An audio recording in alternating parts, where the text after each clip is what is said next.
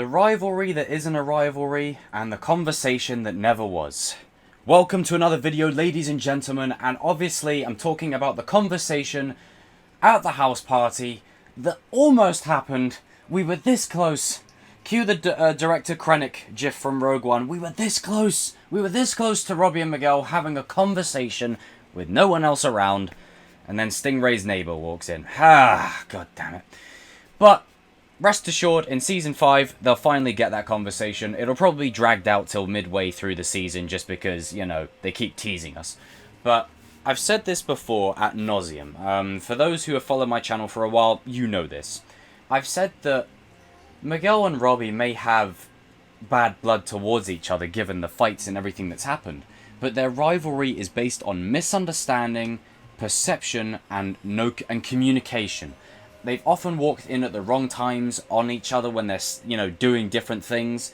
Robbie walks in when Miguel's getting given the gi. Miguel walks in when Robbie sat with the LaRussos and Sam having dinner.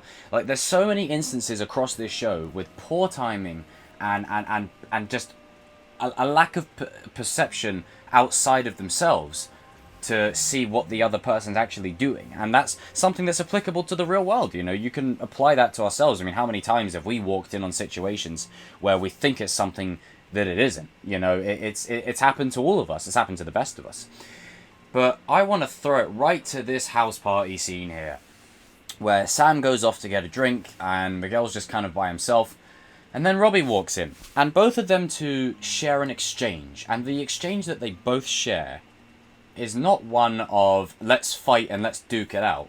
It's Miguel looking for stuff, and then Robbie walks in, sees Miguel, and they both exchange this stare, where Miguel looks like he wants to talk to Robbie, and Robbie looks like he wants to talk to Miguel. It looks like they want to have a conversation.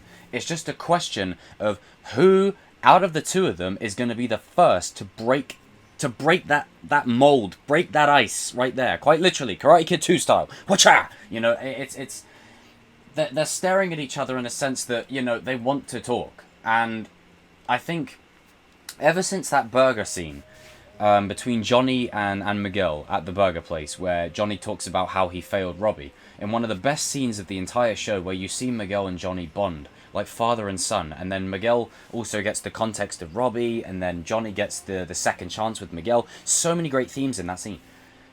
Ever since that, I don't think Miguel has ever really had a hatred to Robbie, besides teenage high school love drama. Like, other than that, it's not really...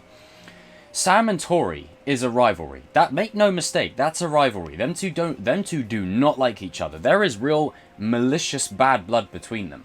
But Miguel and Robbie are both caught on the opposite end of a love triangle, where and they're both trained fighters, you know. They only speak one language. It's not communication and talking it out, it's duking it out. And in this scene here, this pays off exactly what I've been saying in all my videos for the last year. If you put Robbie and Miguel in a single room by themselves, no girls around, no Johnny, no Daniel, no, just them two, they will bury it. There and then, guaranteed. Because these two are more alike than probably most of the other kids on the show. These two have so much in common. A conversation would be all they need.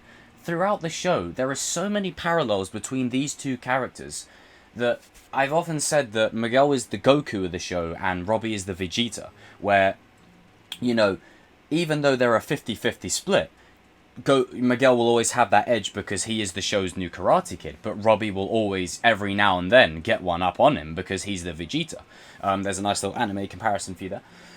But I just really think it's time to bring it all together. And I think with Johnny's biggest problem, as I've said in many a times, is he knows exactly what to say to Miguel, but he never knew what to say to Robbie. Now that's changed. He knows exactly what to say to Robbie, and he has to make amends with Miguel.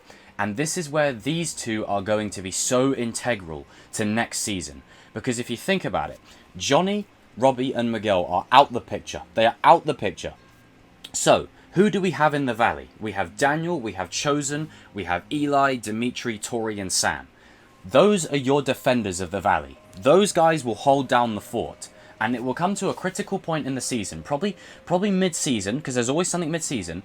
And I think for once, what would be interesting, instead of a bad thing happening mid-season, let's break the mold. How about mid-season, the cavalry arrives, Johnny shows up with both of his sons side by side to be reinforcements at that moment. Because every time mid-season something happens. Season 1 you had the fight in the cafeteria. Season 2 you had the mall fight. Season 3 you had Miyagi-Do striking first. You had the arcade fight, Robbie and Juvie. And then in Season 4 we've had Hawk get his mohawk shaved. And, you know, we had Johnny and Daniel duke it out in a legacy fight. How about for this time? What would be more interesting, I feel, is instead of doing something negative mid-season, why don't we do something positive? Why doesn't, like, everything looks bleak, everything looks hopeless, and then you bring Johnny, Miguel, and Robbie into the picture. The cavalry has arrived, and that brings everyone together, and that's like their call. All the kids and all the adults, that's their call to arms, seeing them three together. Because that is what this entire show is. The foundation of this show is those three characters. By a country mile. Sam is great, Eli is great, Tori is great, Daniel's the legacy character, but Johnny, Miguel, and Robbie are the backbone of this entire story.